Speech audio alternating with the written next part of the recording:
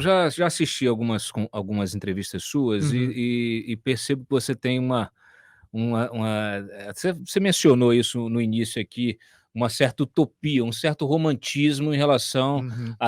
à internet e as tecnologias agregadas a isso, né. Então, eu não me lembro exatamente onde foi que você falou, mas ficou marcado para mim, uma menção que você fez assim: "Poxa, era legal, a internet era boa quando a gente, podia explorar a internet, Isso, podia ir atrás de conteúdos, que nem nos né, que a gente nem achava que queria, vamos dizer assim, né. isso. E que depois aí veio o Google, começou a colocar o algoritmo também que ele te impõe, uma certa, né, Uhum. lógica ali também comercial, etcétera, no conteúdo que você está pesquisando, né. E agora você quando descreve o TikTok, parece um pouco aquele raciocínio Sim. anterior, mas não é isso. Não, é isso em esteroides, né. Porque é o seguinte, o que que acontece? A gente está falando aqui sobre perda de controle. A minha Uhum, briga com o caminho que a gente está seguindo é que o indivíduo está perdendo o controle sobre o que que ele vê, né. uhum, Então, no início da internet, o controle era total do indivíduo, né, não tinha ninguém decidindo. Eu que tinha que tomar a iniciativa e buscar um conteúdo. Inclusive, era difícil, você tinha que ficar procurando em bibliotecas, aham, é em verdade. fóruns, e não era uma coisa simples. É. Depois você começou a ter alguns buscadores, antes do Google, Alta Vista e outros, e aí veio o Google e com um modelo brilhante, né, e de relevância, em que ele passou a entender como relevantes os conteúdos na medida em que os links apontavam para um determinado conteúdo. Então, quanto mais links para uma página, ele supunha que aquela página era mais importante. Uhum, Então, isso mudou tudo, né, porque ele criou uma hierarquia no conteúdo com base em relevância, né. Agora, o que que aconteceu dali para cá? A gente tem visto progressivamente a gente perder o controle. uhum, A minha crítica a mudança do Google é quando o Google tinha o Google Reader, né? O que que era o Google Reader?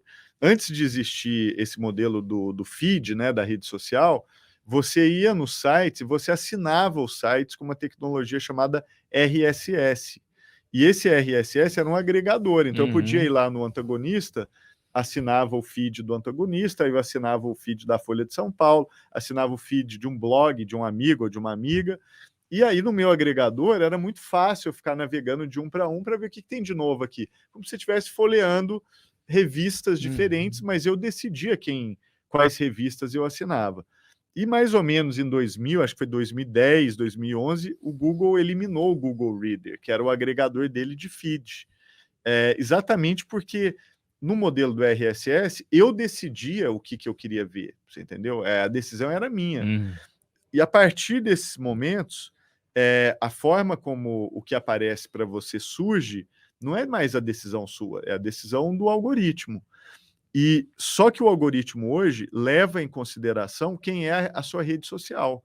Então ele leva em consideração se eu assinei o antagonista, então ele joga de vez em quando conteúdo do antagonista para mim, ele joga conteúdo da minha prima, eu assinei eu sigo a minha prima no Facebook, então o conteúdo dela de vez em quando aparece para mim.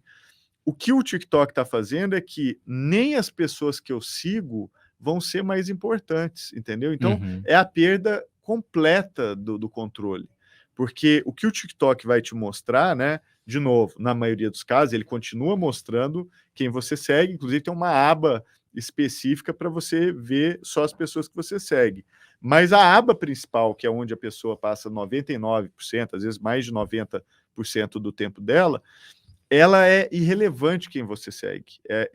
Ela é gerada a partir do TikTok analisando o que que você, realmente quer intimamente, às vezes nem você sabe, e colocando aquilo na sua frente e te testando para ver o que que você responde. E com base nesses testes, ele vai te mostrar mais daquilo.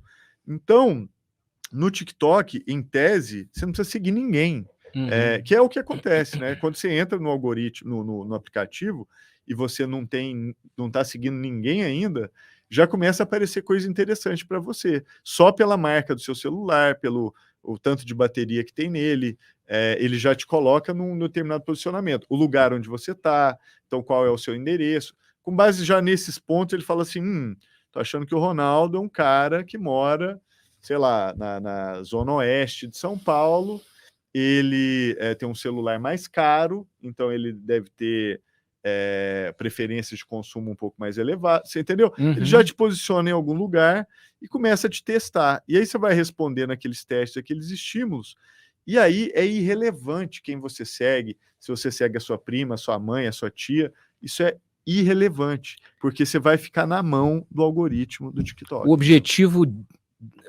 final do TikTok com isso, qual é? Maximizar o tempo de tela, né? Ele quer que você fique o máximo possível com o celular ali observando o próprio TikTok. Atraindo tua atenção, te fixando ali e te bombardeando com publicidade. Exatamente. E lembrando, a atenção é um recurso escasso. Sim, né? economia da atenção. Só tem 24 horas no dia. Teoricamente, 8 dessas horas você deveria estar dormindo. Tem gente que já não está, porque fica no TikTok, né? E troca sono por rede social ou por qualquer outra coisa. Então, a atenção é um recurso limitado. Ao aumentar o meu consumo de TikTok, eu vou diminuir o meu consumo de Instagram.